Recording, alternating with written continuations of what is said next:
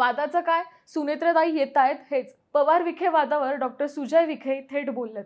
Padmashri doctor Vitthalrao Vikhe Patil यांच्या 126व्या जयंतीनिमित्त 36व्या राज्यस्तरीय साहित्य आणि कलागौरव पुरस्कार वितरण सोहळा आज गुरुवारी होत आहे. या सोहळ्याला प्रमुख पाहुणे म्हणून उपमुख्यमंत्री सुनेत्रा पवार उपस्थित राहणार आहेत. एकीकडे विखे पवार यांच्यात शीतयुद्ध असल्याचे बोलणं जात असताना थेट सुनेत्राताईंच्या उपस्थितीत हा सोहळा होणार असल्यानं या सोहळ्याच्या चर्चा वाढल्यात. याबाबत पत्रकारांनी भाजपचे प्रदेश उपाध्यक्ष डॉक्टर सुजय विखे पाटील यांना विचारलं, त्यावर स्मितहास्य करत त्यांनी या चर्चा खोडल्यात. ते म्हणाले की स्वर्गीय अजित पवार यांनी प्रवरा परिसर व जिल्ह्यावर प्रेम केलं.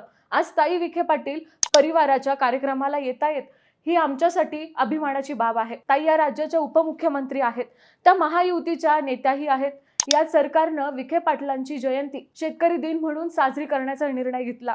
हे सुद्धा आमच्यासाठी गौरवाचं आहे.